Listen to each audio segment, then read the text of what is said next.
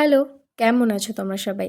আবারও একটা ব্লগ নিয়ে চলে এসেছি। আর এই পার্সেলের মধ্যে ছিল আমার হেয়ার রিপেয়ারের কিছু ক্রিম। যেহেতু আমি 2-3 বার স্ট্রেটনিং আর স্মুথনিং দুটোই করিয়েছি, যার কারণে আমার চুল অনেকটা ড্যামেজ হয়ে গেছিলো, যার কারণে এগুলো অর্ডার করা। সঙ্গে আমার নাইকা থেকে একটা ম্যাকের পাউচ ফাউন্ডেশন ফ্রি দিয়েছিল।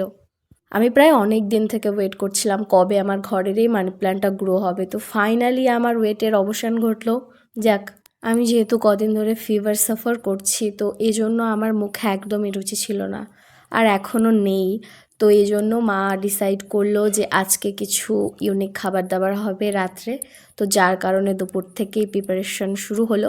আমি যেমন মার্কেট থেকে মাকে কিছু জিনিস এনে দিলাম, আর আজকে মার সঙ্গে কাজ করতে করতে একটা জিনিস রিয়েলাইজ করলাম, সেটা হচ্ছে ওই যে আমরা ফোন কিংবা অনলাইন প্ল্যাটফর্মে দেখি না যে সুন্দর সুন্দর খাবার, সেটা বিরিয়ানি হোক বা ফুলকো লুচির সঙ্গে আলুর দম, সেই সুন্দর সাজানো প্লেট দেখে আমরা কিন্তু বসে যাই যে আজকে এটা মেক করব। বাট সেই রান্নার পেছনের এফোর্টটা কিন্তু আমরা মোটেও সে সময় রিকল করি না। যেহেতু খাবার ইচ্ছে হয়েছে তো বসে যাই রান্না করতে, কষ্টের কথা একদমই ভাবি না।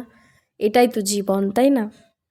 তো সেই মতো আমি বসে গেছি মশলা করতে, আর মা সংসারের অন্যান্য কাজগুলো করছিল, আর এদিকে আমি বাকি সবগুলো করছিলাম, যেমন মশলা করা, ময়দা মাখা, আর পায়েস রান্না হবে তো সেই জন্য যে চালগুলো ছিল সেগুলোর মধ্যে নোংরা আছে কিনা সেগুলো ফেলা। মোটামুটি সব কাজ প্রায় সেরে ফেলেছি, এখন হচ্ছে আলুর দম রান্না করার।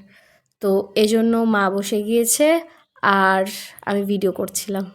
আর এদিকে পায়েসটা আমি নিজে রান্না করছিলাম প্লাস ভিডিও করছিলাম, দুটো একসঙ্গে করতে হচ্ছিল। আর আরেকটা ঘরের কথা তোমাদের সঙ্গে শেয়ার করি। ঘরের কথা বলতে মানে মা বলে যে যখন মা রান্না করে তখন এগুলো ভিডিও কেন করি, আমি ভ্লগিং করাটা অতটা পছন্দ করে না।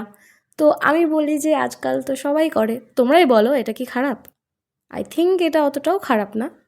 তো মা বারণ করে যে এসবের কী দরকার, পড়াশোনা করো। তাহলে এই যে আমার এক প্লেট সৌন্দর্যের পেছনের খাটনিটা কেমন লাগলো?